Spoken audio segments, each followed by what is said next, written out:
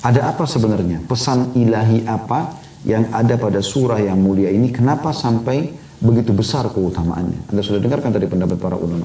Ya, pengampunan dosa di antara 2 Jumat, mengalir terus pahala pembacaan surahnya, mendapatkan hidayah di antara 2 Jumat. Ya, jadi banyak keutamaan. Dan ini berarti rutin dianjurkan baca setiap hari mulia. Hari Jumat itu kan hari mulia ya, hari raya kaum muslimin gitu.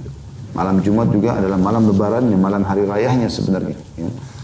Maka pasti ada sesuatu dengan surah ini. Kenapa? Ada apa? Ada pesan apa dari Allah Subhanahu Wa Taala pada surah ini? Kenapa kita dianjurkan untuk membacanya di setiap pekan sekali?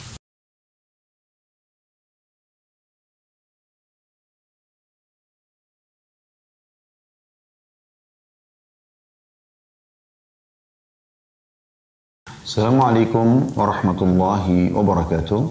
Alhamdulillah. Wassalatu wassalamu ala rasulillah. Segala puji dan puja kehadirat Allah subhanahu wa ta'ala. Juga salawat dan taslim kepada Nabi besar Muhammad sallallahu alaihi wa ala alihi wa sahbihi wasallam. Saya akan langsung bacakan saja. Di sini ada 2 buah hadis dari Nabi sallallahu alaihi wasallam. Yang pertama adalah dengan sanad sahih. Hadis nomor 736 dari awal kita belajar yang berbunyi dari Abu Sa'id Al-Khudri radhiyallahu anhu bahwa Nabi SAW bersabda, "Man qara'a suratal kahfi fi yaumil jum'ah adha'a lahu minan nuri ma bainal jum'atain."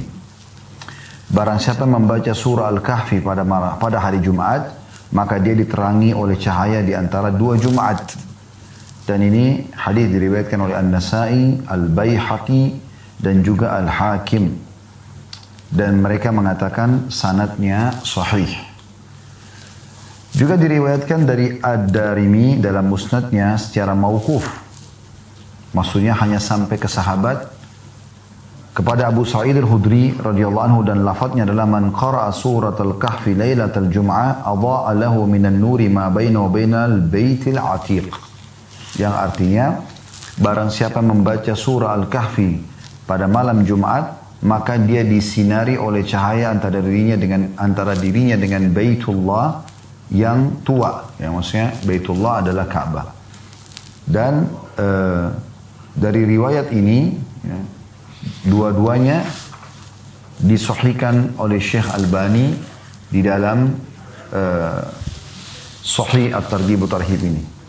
Dan ini hadis ya, yang disebutkan atau 2 buah riwayat ini dalam 1 nomor yang akan kita bahas panjang lebar pada kesempatan ini insyaAllah. Dan setelah itu kita akan pindah di pertemuan akan datang di bab ke-8 kitab sedekah. Jadi artinya ini bahasan terakhir yang kita bahas dari kitab Jum'ah. Kita akan masuk teman-teman sekalian, pelajaran yang bisa kita ambil dari hadis ini. Yang pertama adalah anjuran membaca atau keutamaan surah Al-Kahfi dulu. Dan ini nanti yang membuat atau menyebabkan kita insya Allah pada pertemuan ini, setelah menjelaskan faedah-faedah hadis, kita akan coba membaca surah Al-Kahfi, baik ayat demi ayat dan juga terjemahannya. Dan kalau ada makna-makna yang bisa kita tambahkan keimanan kita atau hukum, kita akan coba paparkan insya Allah 110 ayat dari surah 18 dalam Al-Quran, yaitu surah Al-Kahfi. Dan ini berarti menandakan teman-teman sekalian kedudukan surah ini sendiri. Kenapa? Karena surah ini ditekankan sekali dalam 2 riwayat tadi untuk dibaca baik di malam Jumat ataupun di hari Jumatnya. Dan memiliki keutamaan yang sangat besar sekali. Yaitu akan mendapatkan cahaya antara dia dengan Ka'bah, atau cahaya antara di dalam 2 Jumat yang berlalu, Jumat itu dan Jumat setelahnya. Dan kita akan insya Allah nukil pendapat-pendapat para ulama berhubungan dengan makna daripada ini.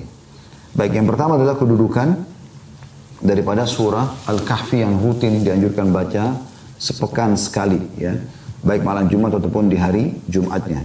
Pelajaran yang kedua, bagaimana Allah Subhanahu wa Ta'ala ya, menjanjikan keutamaan yang sangat besar. Dari tadi yang pertama anjuran membaca surah Al-Kahfi, yang kedua itu adalah keutamaannya membaca surah Al-Kahfi yang tadi sudah kita singgung, yaitu sebagaimana disebutkan dalam riwayat sini, Allah akan memberikan dia, kalau dia baca di malam Jumat, cahaya yang dia disinari antara dirinya dengan Ka'bah. Ya.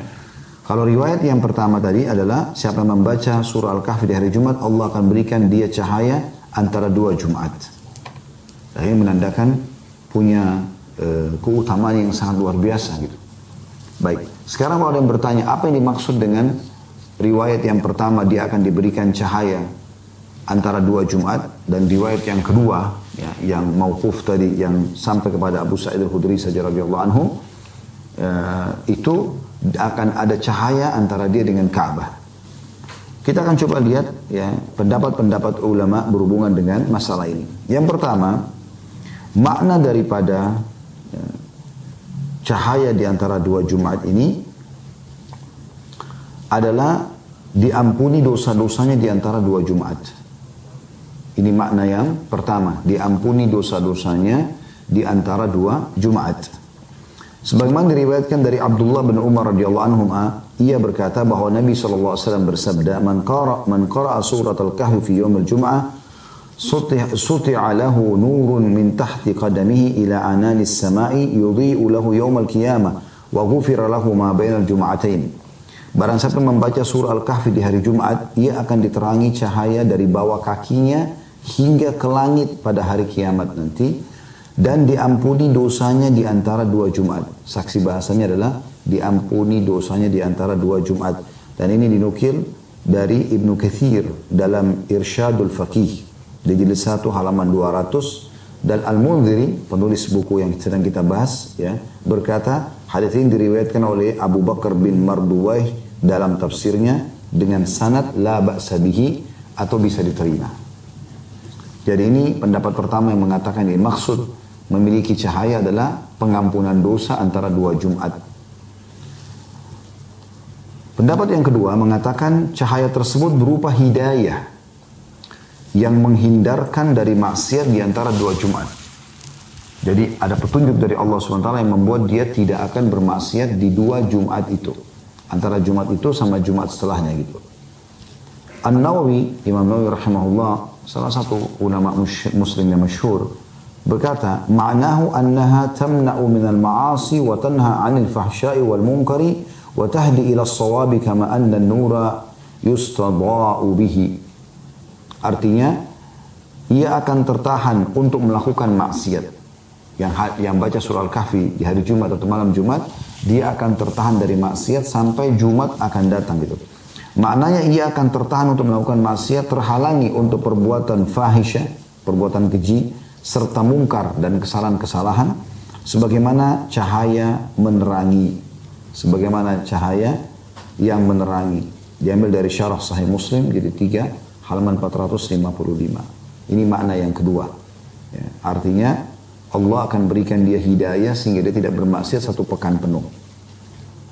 Yang ketiga, cahaya yang dimaksud adalah, atau cahaya di antara dua Jumat atau cahaya antara seseorang dan Ka'bah, adalah cahaya hissi atau cahaya yang betulan gitu. Yang akan didapatkan nanti di hari kiamat. Bukan sekarang juga tapi di hari kiamat nanti. An-Nawawi rahimahullah mengatakan waqila ma'nahu annahu yakunu ajruha nurun li sahibiha yaumal qiyamah. Sebagian ulama mengatakan maknanya adalah ia mendapatkan ganjaran kebaikan berupa cahaya di hari kiamat nanti. Sama tadi dalam syarah atau penjelasan Sahih Muslim jadi 3 halaman 455. Dan beliau mengatakan yakni cahaya yang sangat panjang dan terang yang menerangi seseorang di kegelapan hari kiamat nanti. Hari kiamat nanti kan gelap gitu. Sebagaimana dalam firman Allah Subhanahu wa taala dalam surah Al-Hadid ayat 12. Dikuatkan pendapat ini dengan surah Al-Hadid ayat 12 yang bunyinya A'udzu billahi minasyaitonir rajim yauma taral mu'minina wal mu'minati yas'a nuruhum baina aydihim wa bi aymanihim. Pada hari kiamat itu engkau akan melihat orang-orang beriman laki-laki dan perempuan betapa cahaya mereka bersinar di depan dan di samping kanan mereka. Jadi bisa nampak perbedaan antara orang beriman sama orang kafir nanti di hari kiamat. Makna yang keempat ya, daripada dua cahaya tadi adalah pahala membaca Al-Kahfi terus mengalir selama 2 Jumat. Walaupun dia cuma baca sekali malam Jumat saja atau hari Jumatnya, maka sampai Jumat akan datang terus pahalanya bergulir seakan-akan dia baca setiap saat. Asy-Syaukani rahimahullah mengatakan, ma'ni idha'atullahi lahu minan nuri ma bainal jum'ataini ay innahu la yazalu alaihi atharuha wa thawabuha fi jami'il usbu'. Makna diterangi cahaya dari 2 Jumat adalah pengaruh serta pahala dari membaca Al-Kahfi terus ada antara 2 Jumat. Dilukin dari kitab Tuhfatul Dzakirin jilid 1 halaman 401 ya. Jadi ini makna-makna yang disampaikan oleh para ulama tentang masalah surah Al-Kahfi ya. Jadi memang ini pendapat-pendapat yang dititik beratkan oleh para ulama tentang masalah ya, makna daripada apa yang baru kita sebutkan tadi atau makna daripada hadis. Baik, kita coba buka bersama-sama surah Al-Kahfi surah nomor 18 yang terdiri dari 110 ayat. Kita coba baca. Kalau Allah subhanahu wa ta'ala mudahkan kita selesaikan pada kesempatan ini, alhamdulillah. Kalau belum, maka kita akan lanjutkan di sesi akan datang. Tapi saya merasa perlu kita tadabburi ayat demi ayat.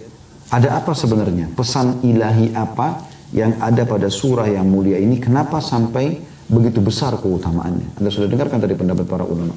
Ya, pengampunan dosa di antara 2 Jumat, mengalir terus pahala pembacaan surahnya, mendapatkan hidayah di antara 2 Jumat, ya. Jadi banyak keutamaan dan ini berarti rutin dianjurkan baca setiap hari mulia. Hari Jumat itu kan hari mulia ya, hari raya kaum muslimin gitu. Malam Jumat juga adalah malam lebarannya, malam hari rayanya sebenarnya. Ya. Maka pasti ada sesuatu dengan surah ini. Kenapa? Ada apa? Ada pesan apa dari Allah Subhanahu Wa Taala? Pada surah ini kenapa kita dianjurkan untuk membacanya di setiap pekan sekali. Baik, kita coba lihat pesan-pesan ilahi di dalam surah ini. Kita mulai dari ayat yang pertamanya. A'udzu billahi minasyaitonir rajim. Bismillahirrahmanirrahim. Tentu Al-Kahfi artinya gua ya. Karena di situ diceritakan tentang ada anak muda yang beriman kepada Allah SWT menyelamatkan agama mereka ke dalam gua, ya. Baik. Yang pertama adalah ayatnya A'udzubillahi minasyaitonirrajim. Bismillahirrahmanirrahim. Alhamdulillahilladzi anzala 'ala 'abdihil kitaba wa lam yaj'al lahu 'iwaja. Artinya, segala puji bagi Allah yang telah menurunkan kepada hambanya Muhammad sallallahu alaihi wasallam Alkitab, maksudnya Al-Quran, dan D-nya besar kata ganti Allah, tidak mengadakan kebengkokan di dalamnya. Ayat ini saja kalau ada dalam surah Al-Kahfi sudah cukup sebenarnya. Bagaimana dengan masih ada 100 ayat setelahnya. Ya. Makna daripada ayat ini, segala puji bagi Allah, orang-orang beriman akan memuji Allah Subhanahu Wa Taala. Ya. Karena Allah telah menurunkan kepada hambanya Muhammad Sallallahu Alaihi Wasallam Al-Quran. Berarti memang di ayat pertama menggambarkan tentang keutamaan kitab suci Al-Quran. Yang kita sayangkan banyak di antara muslimin lalai dari kitab ini. Mereka lalai dari kitab ini. Mereka malas membacanya. Mereka tidak coba mentadabburi ayat-ayatnya. Padahal Allah menekankan di sini kalau dia kitab khusus Allah turunkan kepada baginda Nabi Muhammad SAW yang di dalamnya tidak ada penyimpangan sedikit pun. Artinya semuanya 100% ya, otentik dan semuanya 100% itu bermanfaat. Tidak ada hal yang sia-sia di dalamnya. Selain memang membacanya dapat pahala setiap hurufnya 10 pahala, sebagaimana kata Nabi SAW, siapa yang membaca 1 huruf dari Al-Quran akan diberikan 1 pahala yang dilipat gandakan menjadi 10 kali lipat. Berarti 10 pahala. Dan saya tidak mengatakan alif, lam, mim 1 huruf, ya. Tapi alif 1 huruf, lam 1 huruf, dan mim 1 huruf. Dari awal Al-Baqarah alif, lam, mim itu 30 pahalanya. Jadi membacanya dapat pahala. Selain daripada itu, semua di dalamnya tidak ada yang sia-sia. Kata Allah SWT, "Walam yaj'al lahu 'iwaja." Tidak ada penyimpangan, tidak ada pembengkokan, tidak ada hal yang sia-sia di dalamnya. Semuanya kalau Anda baca bermanfaat buat Anda. Selain memang pahala per hurufnya Anda akan dapatkan. Juga dalam sabda Nabi SAW yang lain, ya, Iqra'ul Qur'an, baca Al-Quran, fa innahu ya'ti syafi'an li ahlihi yawmal qiyamah, karena dia akan datang menolong pembacanya pada hari kiamat. Al-Quran ya, satu-satunya kitab yang kalau seandainya bisa membuat orang mati berbicara ya, atau gunung-gunung juga akan hancur, itu Al-Quran. Al-Quran ini yang berpegang teguh padanya akan bahagia. Karena dia adalah kalamullah, perkataan sang pencipta Allah. Yang meninggalkannya akan rugi. Dan kalau kita ingin bicara masalah Al-Quran terlalu banyak. Cukuplah dia adalah perkataan Allah SWT, bukan tulisan seorang profesor atau seorang penulis yang bestseller. Ini kalamullah, perkataan Allah SWT. Anda jadi tahu dan mengenal Tuhan Anda Allah, ya, keberadaannya, peraturan-peraturannya, janji-janji dan ancamannya. Lalu Allah jelaskan, Al-Quran itu isinya apa? Ayat 2-nya. Qayyiman liyunzira ba'san syadidan min ladunhu wa yubashshiral mu'minina alladhina ya'maluna as-salihati anna lahum ajran hasana. Sebagai bimbingan yang lurus, Al-Quran itu. Lurus. Gak ada penyimpangan dalamnya. Gak ada kerugian dalam membaca dan mempelajarinya. Sebagai bimbingan yang lurus untuk memperingatkan siksaan yang sangat pedih dari sisi Allah, maksudnya bagi para pembangkang, kafir, tidak mau mengakui Allah. Dan memberi berita gembira kepada orang-orang yang beriman. Bahwasanya mereka akan diberikan rezeki di dunia, mereka juga akan diberikan keselamatan di akhirat. Dan menyampaikan berita gembira, memberi berita gembira kepada orang beriman dan mengerjakan amal soleh, bahwa mereka akan mendapatkan pembalasan yang baik di dunia dan di akhirat. Lalu Allah pastikan pada saat nanti mereka diberikan balasan itu, selama mereka beriman, selama mereka beramal saleh dan mengikuti, dan itu tentu dengan mengikuti Al-Quran, maka mereka akan diberikan selamanya kebaikan di dunia dan kebaikan di akhirat. Allah sebutkan dalam ayat 3-nya, makithina fihi abada. Mereka kekal di dalamnya, dalam kebaikan-kebaikan itu. Nah, dijelaskan di ayat 2-nya, mereka akan mendapatkan kebaikan yang baik. Arah puncaknya adalah surga. Tapi semua kebaikan, kesehatan, kemakmuran, keturunan, pasangan, dan segala macam, di dunia dan di akhirat juga Allah berikan nikmat yang sempurna selama-lamanya. Kemudian ayat 4-nya Allah mengatakan, وَيُنْذِرَ الَّذِينَ قَالُوا اتَّخَذَ اللَّهُ وَلَدًا. Dan juga Al-Quran datang secara khusus. Di antara peringatan, yang di dalamnya adalah memberikan peringatan kepada orang yang berkata, Allah mengambil seorang anak. Orang-orang Nasrani.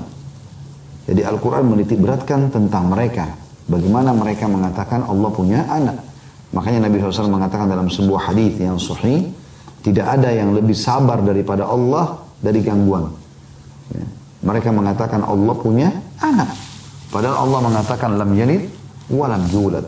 Tidak berada dan tidak diberanakkan. Ya.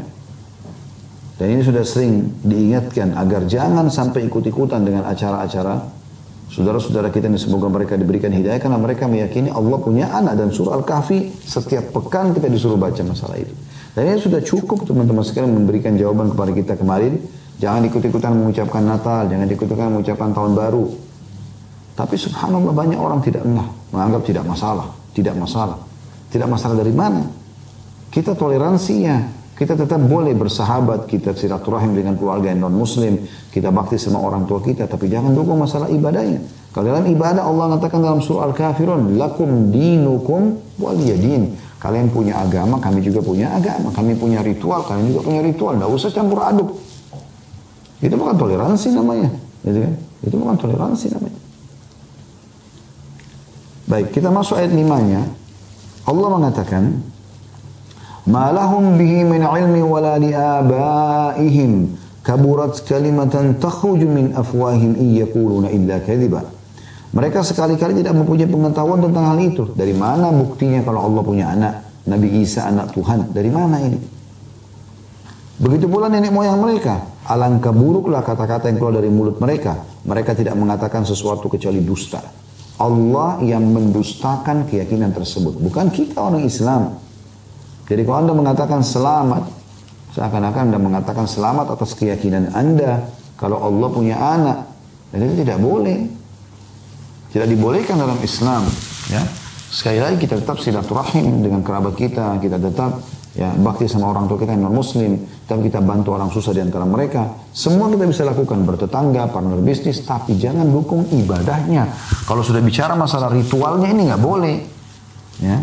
Dan harus difahami masalah ini. Tidak boleh selalu dipaksakan dan dikatakan tidak masalah, tidak masalah, tidak masalah. Ini toleransi, bahkan yang dikatakan tidak mengucapkan berarti dia ya tidak bertoleransi. Ini keliru, dari mana pemahaman dia? Apalagi banyak orang-orang yang jahil terhadap ilmu agama lalu berbicara dalam masalah ini. Ya, seakan-akan berbicara ini adalah pembelaan dan dia seperti seorang alim, padahal ilmunya sama sekali tidak ada. Allahul musta'an. Ya. Ini kata Allah SWT dari 1400 tahun yang lalu. Pernyataan bahwasanya Allah punya anak, perkataan atau pernyataan dusta. Ayat 6-nya, Allah Subhanahu wa taala mengingatkan Nabi-Nya Muhammad SAW agar jangan bersedih kalau ada yang menolak dakwah Islam.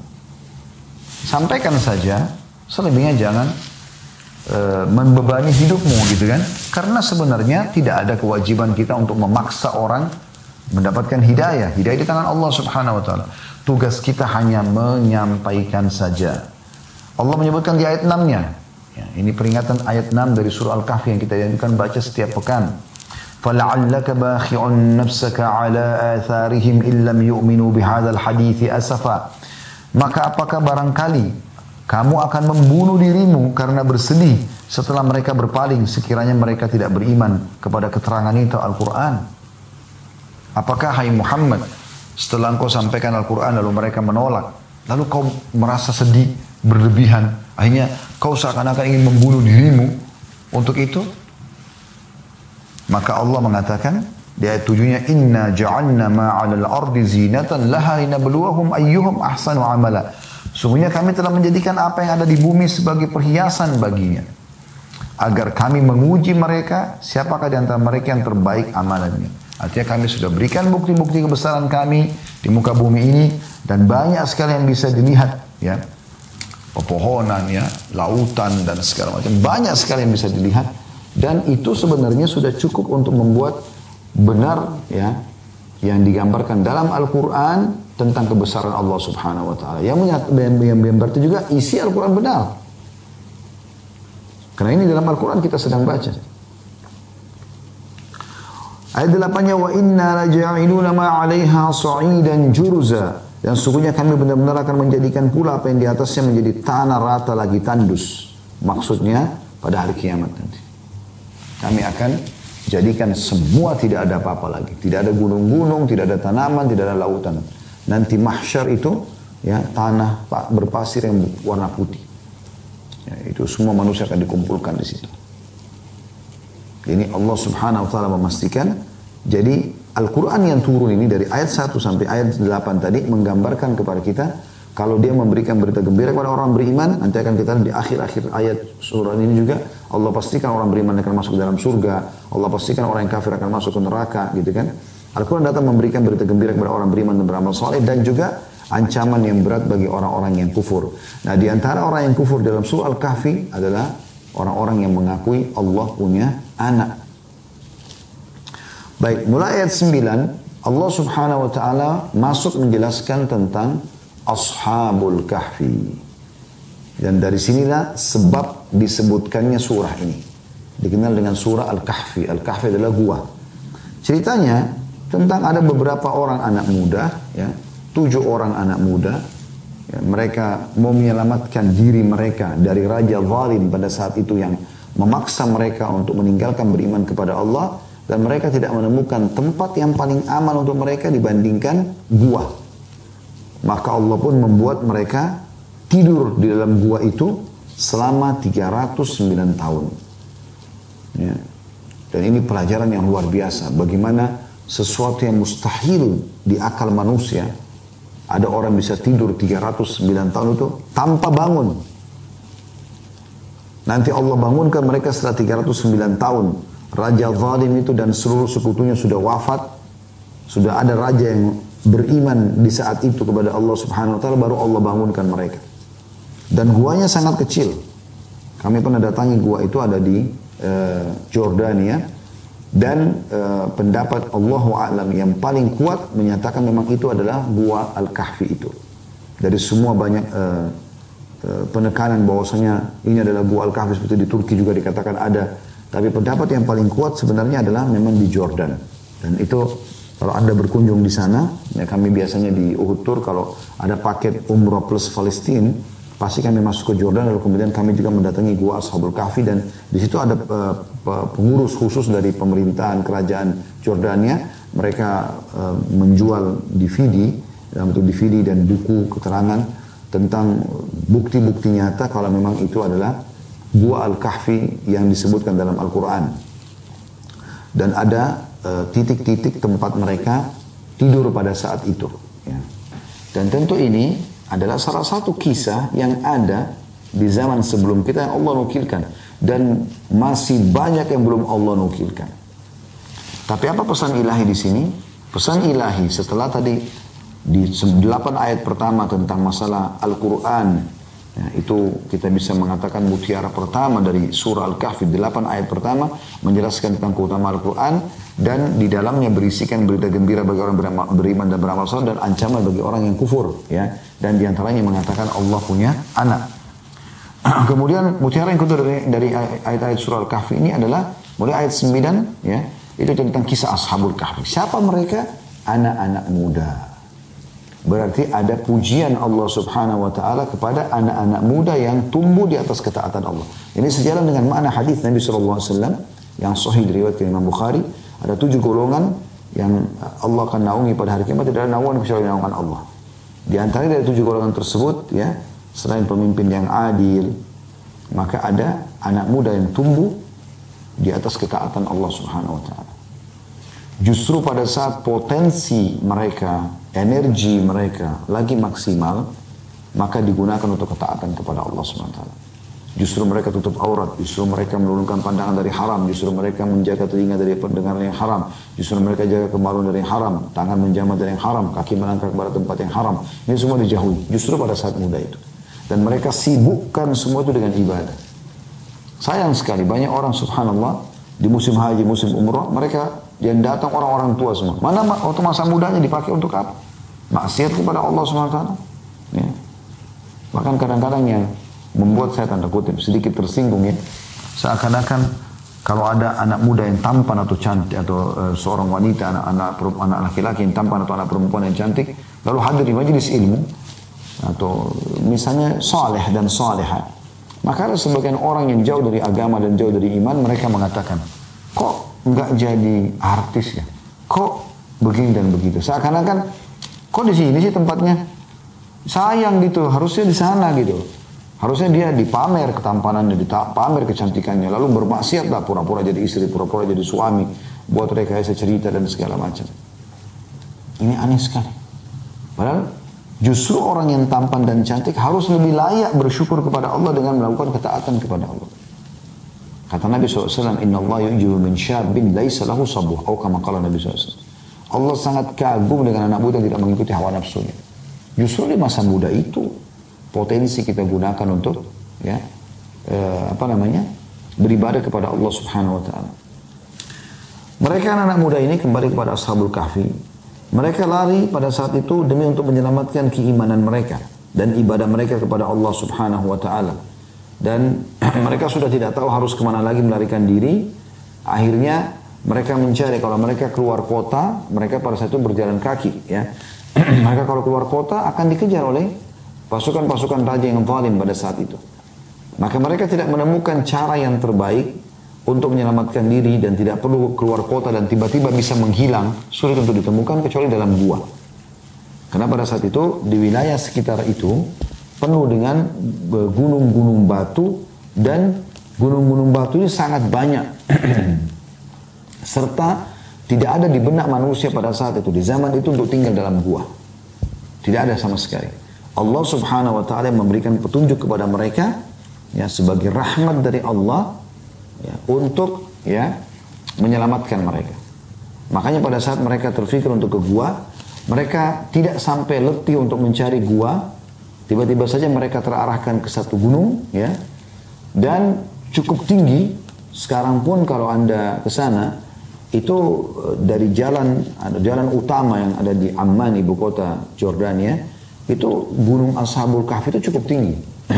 Kita kalau mau datang ke sana itu kita harus mutar jauh, ya, sampai naik ke atas gitu. Walaupun sudah ada jalan di sana, ada masjid segala macam, tapi maksud saya memang di zaman itu tuh sangat jauh.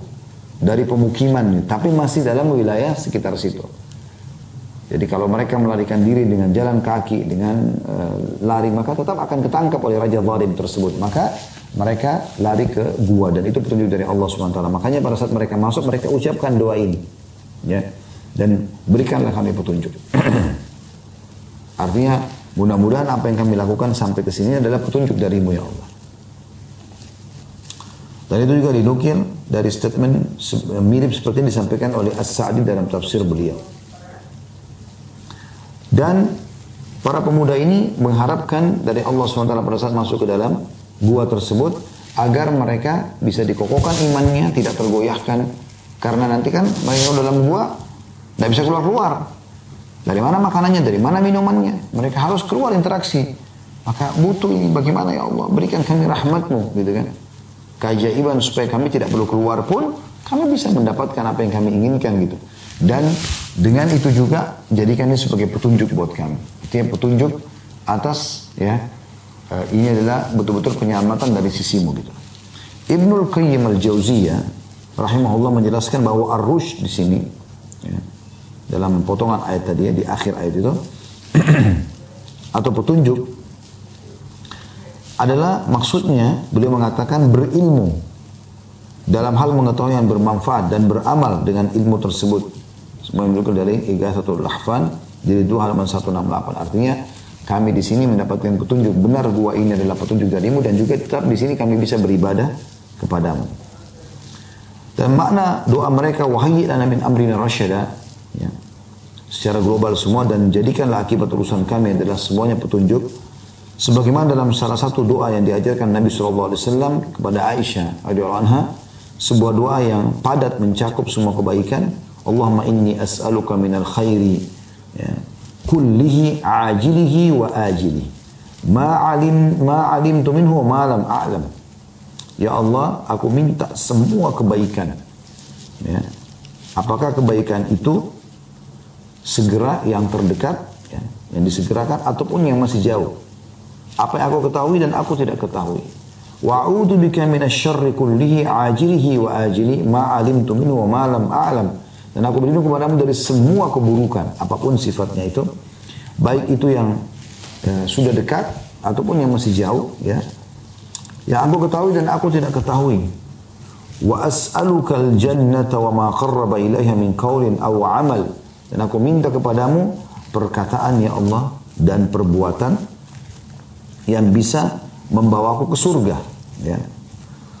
Wa'udhu bika minan nari wa ma qarraba ilaiha min qawlin aw amal. Dan aku berlindung kepadamu dari neraka dan apapun yang bisa membawa ke neraka tersebut, mendekatkan dengan neraka dari perkataan dan perbuatan ya. Wa as'aluka mimma sa'alaka bihi Muhammadun. Dan aku minta semua yang pernah diminta oleh Nabi Muhammad SAW. Wa'udhu bika mimma ta'awwadha minhu Muhammadun wa ma qadaita li min qada'in faj'al akibatahu rusyda. Dan aku berlindung juga kepadamu dari semua keburukan yang Muhammad SAW telah berlindung padanya. Dan aku minta ya, semua ini dari saksi bahasan kita, segala yang engkau tetapkan kepadaku akhirnya adalah petunjuk. Ini diriwayatkan Bukhari dalam kitab Adab Mufrad, dan ini disahihkan oleh Syekh Albani. Ini tafsir ayat 10-nya ya.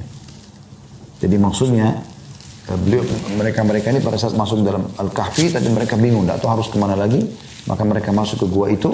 Pada saat mereka masuk, mereka berharap jangan sampai di sini mereka terdesak, mereka jadi tidak bisa ibadah, hanya mereka lemah imannya, minta dikokohkan, dan juga jadikan ini petunjuk dari Allah SWT.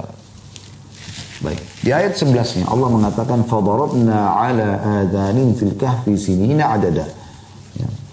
Maka kemudian kami tutup telinga mereka atau tidurkan mereka ya. Ini bahasa kiasan, tapi tidurkan mereka maknanya di dalam gua selama bertahun-tahun yang telah terhitung waktunya. Maksudnya hanya Allah yang tahu. Dalam ayat ini Allah menjelaskan bahwasanya dialah yang telah menidurkan para pemuda Ashabul Kahfi itu selama bertahun-tahun ya. Dan di sini disebutkan sinina adada, bertahun-tahun tertentu ya.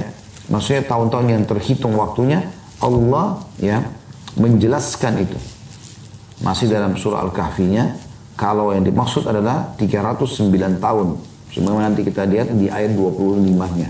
Ya. Allah jelaskan itu. Dan dengan ditidurkannya mereka, maka terdapat penjagaan bagi hati mereka dari rasa takut dan keguncangan. Tadi khawatir iman mereka goyah misalnya, atau mereka jadi goyah imannya karena terancam akan dibunuh oleh raja zalim dan para penduduk yang kufur kepada Allah pada saat itu. Dan juga penjagaan bagi mereka dari kaum mereka yang telah dijelaskan dalam apa yang mereka ucapkan, kekufuran mereka atau menggambarkan tentang kekufuran mereka nanti akhirnya membunuh atau menyiksa anak-anak muda ini. Dan perkataan Allah SWT, فَضَرَبْنَا عَلَىٰ آذَانِهِمْ, dan kami tutup telinga mereka, menunjukkan bahwa tidur mereka adalah tidur yang sangat nyenyak sehingga tidak bisa mendengar segala hal di sekitar mereka. Semua disebutkan oleh Ibnu Utsaimin dalam tafsir surah Al-Kahfi. Maksudnya adalah Allah betul-betul tidurkan mereka, yang apapun terjadi, goncangan apapun, teriakan apapun tidak akan membuat mereka bangun. Tapi mereka tidur, bukan mati. Dan ini biasanya begitu, ada orang kalau kena nyenyaknya tidurnya sampai dia sudah tidak bisa lagi mendengar apa-apa gitu. Kemudian ayat 12-nya Allah mengatakan summa ba'atsnahum lina'lama ayyul hizbaini ahsa lima labithu amada. Kemudian kami bangkitkan mereka agar kami mengetahui siapa di antara dua kelompok yang lebih tepat dalam menghitung berapa lama tinggalnya mereka dalam gua. Para ulama berbeda pendapat tentang siapa dua kelompok yang disebutkan dalam ayat ini. Karena Allah memang membangkitkan mereka untuk dua kelompok ini saling menerka kira-kira berapa lama Ashabul Kahfi ini tidur dalam gua. Namun pendapat yang paling rajih, yang paling kuat adalah bahwa dua kelompok tersebut dalam ayat ini adalah semuanya dari Ashabul Kahfi. Maksudnya dari 7 orang itu mereka terbagi menjadi dua kelompok gitu. Karena disebutkan di dalam ayat wa kadzalika ba'atsnahum liyatasaalu bainahum qala qailun minhum kam labithtum qalu labithna yawman aw ba'da yawm qalu rabbukum a'lam bima labithtum. Dan demikianlah kami bangkitkan mereka sehingga mereka saling bertanya satu sama yang lain dari Ashabul Kahfi dalam gua itu. Salah seorang dari mereka berkata, berapa lama kalian tinggal di sini? Mereka berkata, kami tinggal sehari atau sebagian hari. Ada yang berkata, Rob kalian lebih tahu berapa lama kalian tinggal di sini. Di ayat 19-nya. Tentu kita belum sampai ke situ ya. Tapi ini jawaban terhadap tafsir daripada ayat yang sedang kita bahas ini. Karena kita sedang membahas ayat 12 sekarang.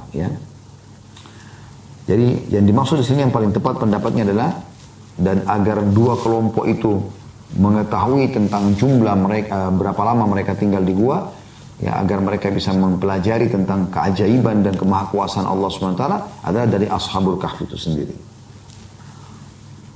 Pihak yang berkata, Rabb kalianlah yang paling tahu berapa lama kalian tinggal adalah pihak yang paling tepat dalam menentukan berapa lama mereka tinggal. Artinya masa tinggal mereka sangat lama.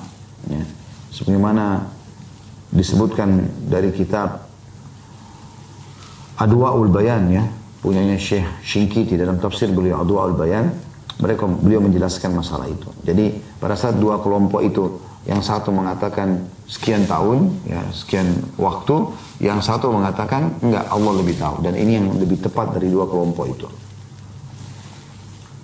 Dan dalam ayat ini mungkin saja timbul sebuah permasalahan apakah Allah Azza wa Jalla telah mengetahui setelah kejadian, karena ayat itu disebutkan bahwa Allah bangkitkan mereka agar Allah mengetahui. Syekh Utsaimin rahimahullah menjelaskan makna lina'lama atau agar kami mengetahui, bahwa mengetahui dalam ayat ini maknanya adalah pertama ilmu yang terkait dengan melihat atau menyaksikan. Telah dimaklumi bahwa ilmu tentang sesuatu yang akan terjadi berbeda dengan ilmu terhadap sesuatu yang telah terjadi. Karena ilmu Allah terhadap sesuatu sebelum terjadinya dan adalah ilmu bahwa sesuatu itu akan terjadi. Sedangkan setelah terjadinya itu adalah ilmu bahwa itu terjadi pada saat Allah melihat dan menyaksikan perbuatan hambanya. Artinya di sini bukan makna lina'lam agar kami mengetahui berarti Allah belum tahu, bukan. Tapi maksudnya agar apa yang sudah kami tentukan itu akan terbukti, akan tersaksikan, mereka akan lakukan apa yang sudah Allah takdirkan. Seperti firman Allah Subhanahu wa taala, "Wala nabluwannakum hatta na'lamal mujahidin minkum was-sabirin." dalam surah Muhammad ayat 31, dan sungguh kami akan menguji kalian hingga kami mengetahui siapa di antara kalian yang benar-benar berjihad dan bersabar. Di sini bukan maknanya Allah tidak mengetahui. Allah sudah tahu siapa yang paling tulus di antara hamba-hambanya. Tapi Allah mau itu terlihat, terrealisasi ya di dalam kehidupan mereka apa yang sudah Allah takdirkan. Kemudian di ayat 13-nya Allah SWT mengatakan, nahnu naqussu 'alaika naba'ahum bil haqq innahum fityatun amanu bi rabbihim wa zidnahum huda. Dan kami menceritakan kepadamu hai Muhammad dan umatmu kisah mereka secara hak, benar ini terjadi. Sesungguhnya mereka adalah sekelompok pemuda yang beriman kepada Rabb mereka, kemudian kami tambahkan kepada mereka petunjuk. Dari ayat ini ada 3 pelajaran penting. Yang pertama, Ashabul Kahfi, itu kisah Ashabul Kahfi ini juga kisah-kisah dalam Al-Quran adalah kisah yang benar. Tidak ada keraguan dalamnya. Benar apakah ditemukan guanya atau tidak, jelas ini kisah betul terjadi. Dan Allah memberitahukan kepada kita tentang kisah mereka. Yang kedua, keimanan seseorang bisa bertambah dengan adanya petunjuk dari Allah. Para pemuda Ashabul Kahfi tersebut telah mendapat asal petunjuk dari Allah, dan Allah tambah lagi petunjuk bagi mereka. Maksudnya supaya mereka konsisten. Kan awal petunjuk itu misalnya kita mau beribadah, kita mau menuntut ilmu. Nah, setelah itu petunjuk yang ditambahkan adalah istiqomahnya seseorang dalam kebaikan tersebut. Makanya kita selalu mengatakan ihdinas siratal mustaqim dalam surah Al-Fatihah. Padahal kita sudah dapat petunjuk, tapi kita mengatakan ihdinas siratal mustaqim supaya kita konsisten dalam mempertahankan petunjuk tersebut. Di ayat 14-nya Allah masih gambarkan keadaan mereka dalam gua. Warabatna ala qulubihim idh qamu faqalu rabbuna rabbus samawati wal ardi lan nad'uwa min dunihi ilaha laqad qulna idzan syatata. Dan kami kuatkan hati mereka saat mereka berdiri dan berkata, Rabb kami adalah Tuhan penguasa langit dan bumi. Kami tidak akan pernah berdoa atau beribadah kepada sesembahan selainnya. Jika sampai kami mengetahui hal itu, ya, sungguh kami telah mengucapkan ucapan yang jauh atau menyimpang dari kebenaran. Dari hadis ini kita bisa ambil pelajaran pertama, Allah yang mengokohkan hati orang-orang beriman saat mereka kokoh menyampaikan al-haq. Jadi kapan Anda mulai mengenal agama Allah, mulai belajar, mulai terapkan, maka Allah akan kokohkan itu selama Anda memang mau. Ya. Jadi mulai dari diri kita dulu. Gitu kan. Jadi Allah berikan pertama sinyalnya, kalau Anda raih itu azan misalnya, udah saya mau sholat. Nanti Allah kokohkan hati Anda untuk meneruskan sholat itu sampai selesai. Gitu. Anda mulai membaca Quran, nanti Allah, kalau Anda lakukan, Allah akan kokohkan iman Anda supaya Anda menyelesaikan atau membaca lebih banyak ayat Quran, begitu terus dengan ibadah-ibadah yang lainnya. Allah SWT mengokohkan hati Ashabul Kahfi sehingga kuat dalam menyampaikan akidah dan keyakinan mereka. Semua disebutkan dalam ayat ini. Maksudnya, ini kisah di ayat 14 ini sebelum mereka masuk ke dalam gua, mereka sempat mengatakan perkataan ini di depan kaumnya. Waktu mereka diajak untuk syirik kepada Allah, mereka tidak mau. Dan ini juga yang membuat Allah Subhanahu Wa Taala kokohkan hatinya ibunya Nabi Musa alaihissalam, ya, pada saat Nabi Musa harus ditaruh dalam kotak dan seterusnya, gitu kan. Yang mengokohkan hatinya Nabi Musa sendiri pada saat di depan matanya Laut Merah, kemudian di belakangnya Firaun yang akan membantai seluruh orang-orang beriman pada saat itu. Ini juga yang mengokohkan hati Nabi Isa alaihissalam pada saat beliau harus berdakwah di kaumnya yang ada di antara mereka tetap mengingkari tentang kenabiannya dan seterusnya. Kemudian teman-teman sekalian, selanjutnya di ayat ke-15-nya ya. Haula'i qaumun ittakhadhu min dunihi aliha laula ya'tuna 'alaihim bisultanin bayyin faman adzamu mimman iftara 'ala Allahi kadhiba. Kaum kami ini telah menjadikan selain Dia, selain Allah sebagai Tuhan-Tuhan yang disembah. Maksudnya pada saat itu mereka sembah berhala-berhala. Ya. Karena anak-anak muda ini dipaksa untuk menyembah, mereka tidak mau. Mengapa mereka tidak mengemukakan alasan yang terang tentang kepercayaan mereka? Jadi pas anak muda ini mengatakan, kenapa kalian sembah berhala-berhala, untuk apa? Apa manfaatnya? Mereka bisa lakukan apa buat kalian? Gak ada jawaban yang jelas dari kaumnya. Jadi ini mirip dengan kisah Nabi Ibrahim alaihissalam ya. Siapakah yang lebih zalim daripada orang-orang yang mengada-ngadakan kebohongan terhadap Allah? Jadi anak muda ini masih dalam keadaan fitrahnya, masih dalam keadaan keyakinan yang benarnya dalam hatinya. Mereka tidak menerima ini. Nggak masuk akal. Kenapa berhala? Gitu kan? Dan itu luar biasa bagaimana syaitan menyesatkan orang penyembah berhala ini. Makanya sangat wajar Nabi Ibrahim AS mengatakan, menunjuk berhala sambil mengatakan, innahunna adwalna kathiran minan nas. Berhala-berhala ini ya Allah banyak sekali menyesatkan manusia karena ditunggangi oleh syaitan. Jelas-jelas patung nggak bisa buat apa-apa, tapi dianggap Tuhan gitu. Ya. Baik, ayat 16-nya, wa idh i'tazaltumuhum ma ya'buduna innallaha fa'u ilal kahfi yanshur lakum rabbukum min rahmati wa yuhayyi lakum min amrikum mirfaqa. Dan apakah kamu meninggalkan mereka dan apa yang mereka sembah selain Allah? Maka carilah tempat berlindung ke dalam gua, niscaya Tuhanmu akan melimpahkan sebagian rahmatnya kepadamu dan menyediakan sesuatu yang berguna bagimu dalam urusan kamu. Di sini ayat 16-nya Allah menggambarkan anak-anak muda ini, ya, sebagaimana juga dalam beberapa athar, mereka sebenarnya anak-anak tokoh masyarakat, anak-anak pejabat. Mereka punya pengaruh, ya. Maka pada saat mereka dengan akal sehatnya, ya, mereka menolak ajaran untuk menyembah berhala-berhala ini, maka satu sama lain mengatakan kayaknya sudah nggak ada gunanya kita menyampaikan ini sama mereka, apalagi raja mereka pada itu mengancam akan menghukum mati. Maka mereka pun melarikan diri dan sudah saya sampaikan tadi bagaimana gua tempat paling aman pada saat itu agar tidak dijangkau oleh orang-orang zalim tersebut. Lalu Allah gambarkan di ayat 17-nya tentang bagaimana kondisi mereka dalam gua dan bagaimana Allah Subhanahu wa taala mengawetkan badan mereka 309 tahun. Allah mengatakan, "Wa tara asy-syamsa idza tala'at tazawaru 'an kahfihim dzatal yamini wa idza gharabat taghridu batas shimali wa hum fi fajwatin min. Dzalika min ayatillah may yahdillahu fahuwal muhtad wa may yudlil falan tajid lahu waliyyan mursyida."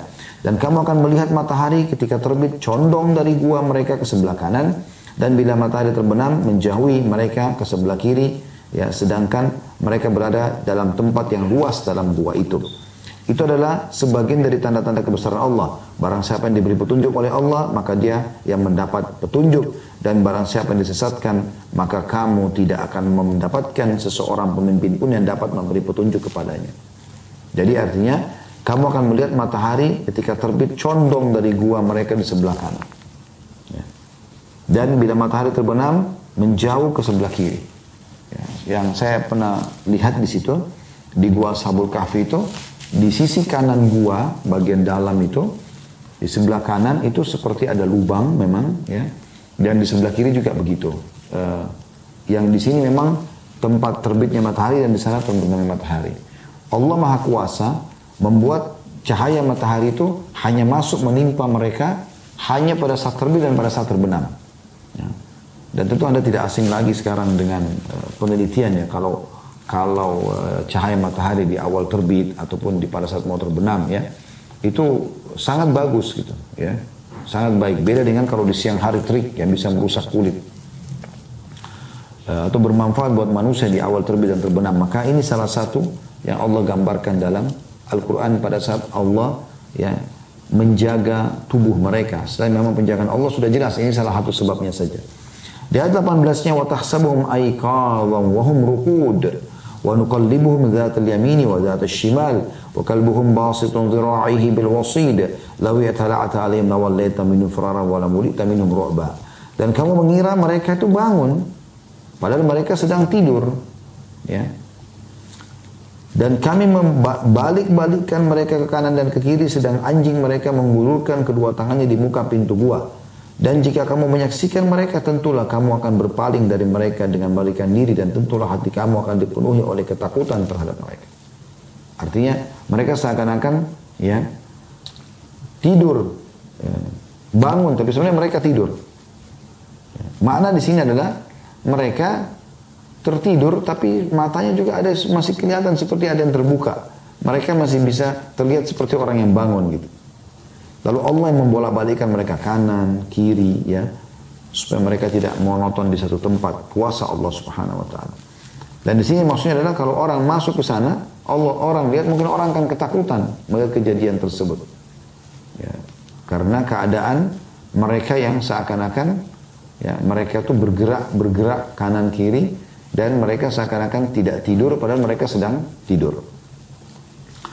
Di ayat 19-nya, wa kadzalika ba'athnahum liyatasaalu bainahum qala qailun minhum kam labithtum Qalu labithna yawman aw ba'da yawm qalu rabbukum a'lam bima labithtum fab'athu ahadakum biwarqikum hadhihi ila al-madinati falyanzur ayyuha azqa ta'aman falyatikum birizqin minhu wal yatalattaf wa la yashranna bikum ahada. Dan demikianlah kami bangunkan mereka setelah itu. Itu setelah 309 tahun, nanti akan kita lihat di ayat 25 penjelasan itu ya. Dan kami bangunkan mereka agar mereka saling bertanya di antara mereka, ya, sendiri di antara mereka. Ya. Salah satu berkata, sudah berapa lama kita berada di sini? Mereka menjawab, yang lain menjawab, kita berada di sini sehari atau setengah hari saja. Ya. Yang lain berkata, Tuhan kamu lebih tahu berapa lama kamu sedang berada di sini. Caranya, ya, suruhlah salah seorang di antara kamu pergi ke kota untuk membawa uang perak ini, dan hendaklah dia lihat mana makanan yang lebih baik. Hendaklah dia membawa makanan itu untukmu, dan hendaklah ia berlaku lemah lembut, dan jangan sekali-kali menceritakan keadaanmu pada seseorang. Maksudnya, pada saat mereka bangun, mereka ini berbeda pendapat. Berapa lama nih kita di sini nih? Kok kayak ada yang merasa cuma setengah hari, ada yang mengatakan sehari, ada juga yang mengatakan kayaknya nggak mungkin. Kok kayak berbeda gitu, berbeda kondisi, keadaan seperti ada sesuatu yang lain. Lalu dia tidak mau menerka, kelompok yang kedua lalu mengatakan, sepertinya Allah lebih tahu. Ya. Jadi mereka tidak mau menerka gitu. Dan ini sudah kita sebutkan tadi, ini kelompok yang benar dari dua itu yang Allah sebutkan ya.